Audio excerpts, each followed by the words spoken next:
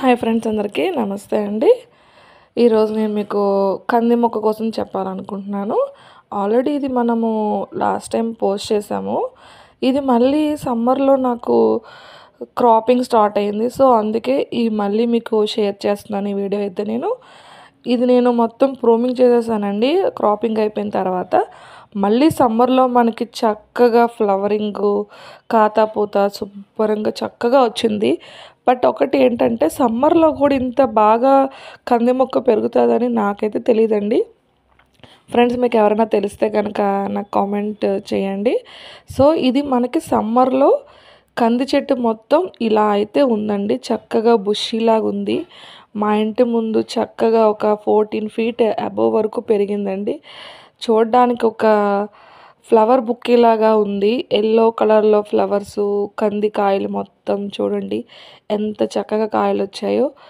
ఏంటంటే, మనము బర్డ్స్కి అందరూ కూడా సమ్మర్లో ఫుడ్ పెడుతున్నారు కదండి. మనం ఫుడ్ పెట్టక్కర్లేదు. ఈ కందికాయలు చక్కగా బర్డ్స్ రోజు మార్నింగ్, ఈవినింగ్ టైంలో 4 ఆ టైం అప్పుడు వచ్చి చక్కగా కందికాయలన్నీ చక్కగా తినేస్తున్నాయండి. అంటే మనకి కూడా ఉంచుతున్నాయి, కొన్ని మనం వాడుకోవడానికి ఉంచుతున్నాయి, అవి కూడా చక్కగా తింటున్నాయి. మరి ప్రకృతి మరి వాటికి ఫుడ్ ఇలాగే కదండి అందిస్తుంది. సో మన చెట్టు కందికాయలు అయితే చక్కగా బర్డ్స్ అయితే హ్యాపీగా తింటున్నాయి. సో మనం కూడా తింటున్నాం. కందికాయలో చాలా మంచి ప్రోటీన్ ఫుడ్ అండి. ఇది మనము కందికాయలు ఉడకబెట్టుకొని పప్పుచారు కింద చేసుకుంటే చాలా టేస్ట్ ఉంటుంది. అలాగే ఎర్లీ మార్నింగ్ కందికాయలు డైట్ చేసే వాళ్ళు ఉంటే కనుక ఆ కందికాయలు బాయిల్ చేసుకుని, ఉప్పు వేసుకుని బాయిల్ చేసుకుంటే ఎర్లీ మార్నింగ్ బ్రేక్ఫాస్ట్ కింద తింటారండి. మంచి ఫైబర్ ఉంటుంది, చాలా బాగుంటుందండి. సో చూడండి ఎంత ఎల్లో కలర్లోనే చక్కగా బుషీగా చాలా అందంగా ఉంది.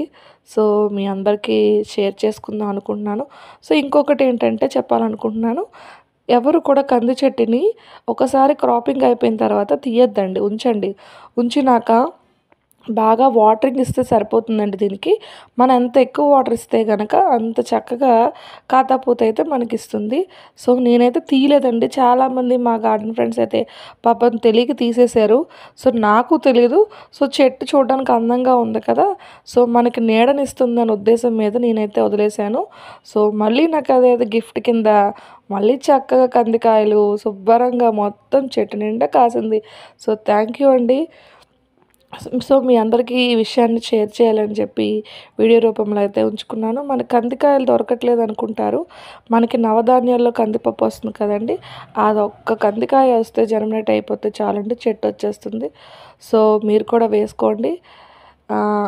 అది చక్కగా మనకి ఒక 3 నేనైతే చూడలేదు, ఎన్ని ఇయర్స్ వస్తుందో మరి మీకు అప్డేట్ చేస్తాను. So thank you for watching. Like చేయండి, సబ్స్క్రైబ్ చేయండి ఫ్రెండ్స్.